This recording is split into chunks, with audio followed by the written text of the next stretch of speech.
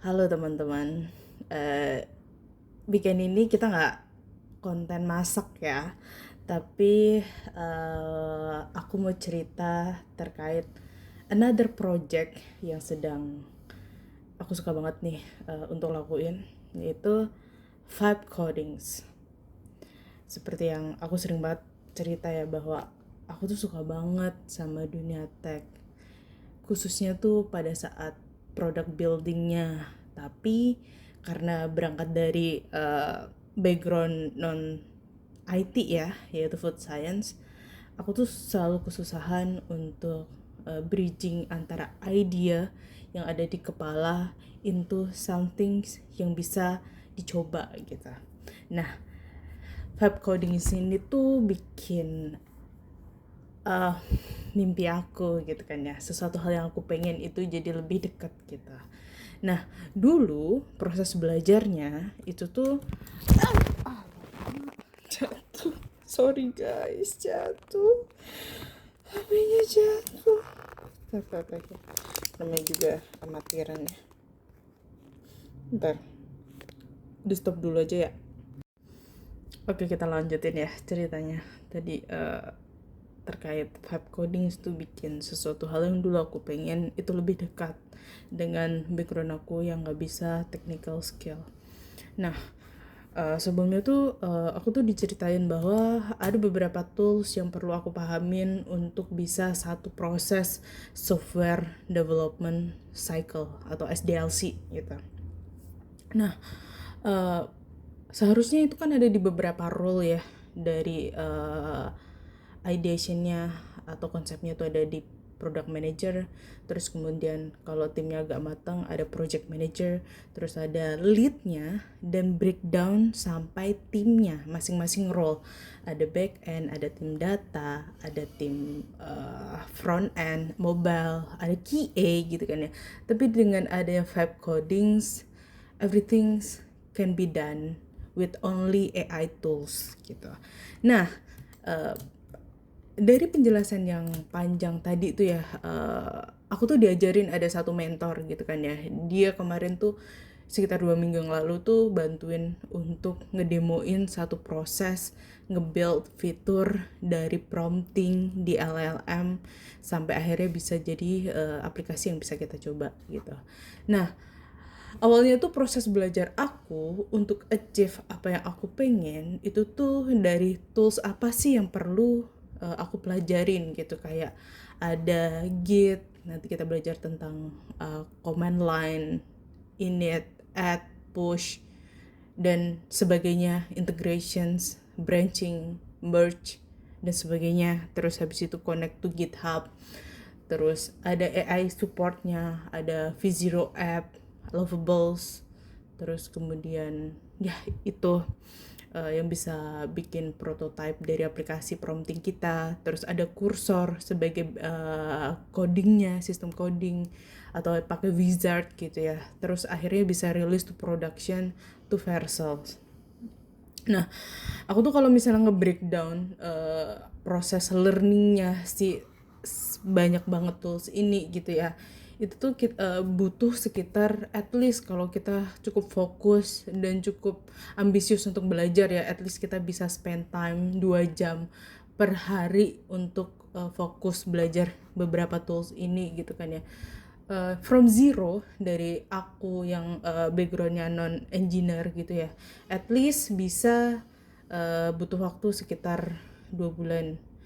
Nah, tapi to be honest gitu ya, proses belajarnya tuh tools yang ini kan prompting idea ya. Jadi yang ngerjain si AI itu tuh jauh lebih mudah dan menyenangkan dibandingkan belajar si Git-nya gitu. Aku udah hampir sekitar proses belajarnya itu udah dari bulan September lalu sampai sekarang bulan November gitu kan ya. Itu tuh melelahkan dan boring banget.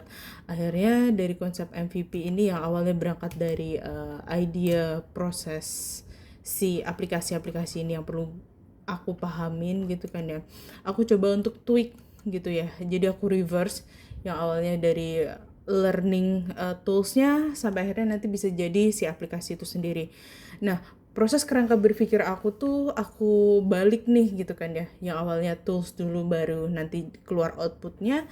Ini aku pengen nyobain untuk proses belajarnya tuh uh, idenya dulu nih, hasilnya pengen apa gitu kan ya, aplikasinya apa sih yang pengen di-create gitu kan. Nah, aku coba untuk bikin sesuatu hal yang simple, nggak butuh API, cukup di lokal, cukup prompting LLM, terus habis itu connect to Git dan GitHub, terus habis itu nanti bisa deploy di Vercel gitu kan.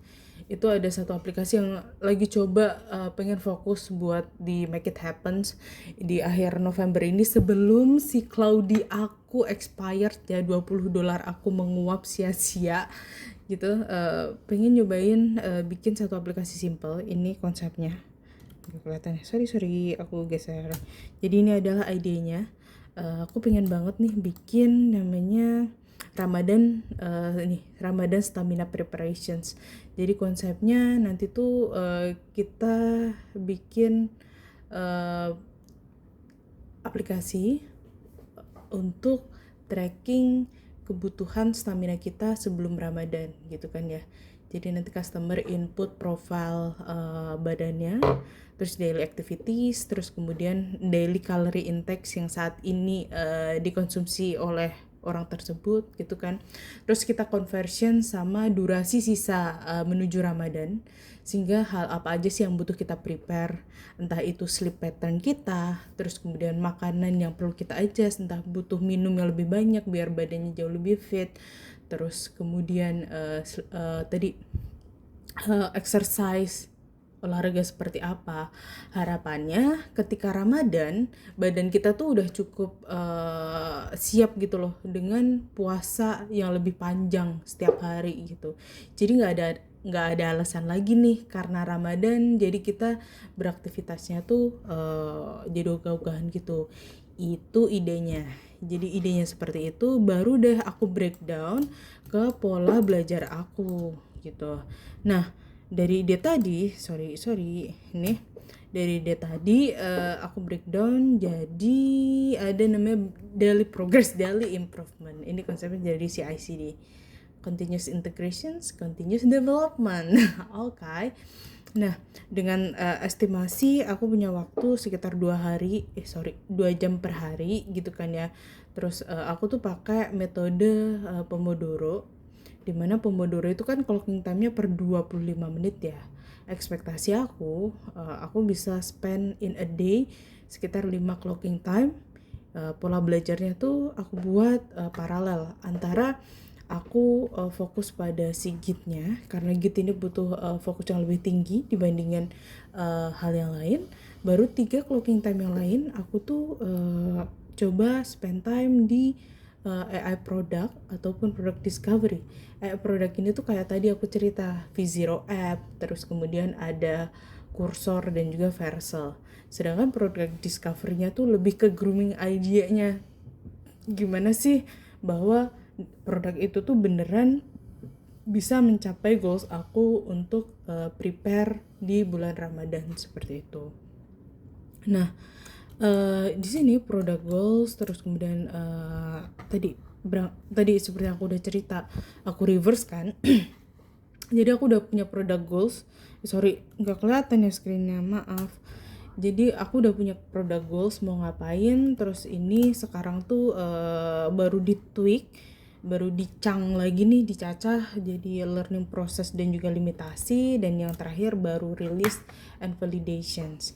Biasanya kalau orang produk itu tuh mereka suka berangkat dari masalahnya apa gitu kan ya, udah testing validasi ke user atau belum. Nah, di sini karena namanya solopreneur ya atau indie hacker, ya udah bikin produk dulu baru testing tuh market gitu kan ya.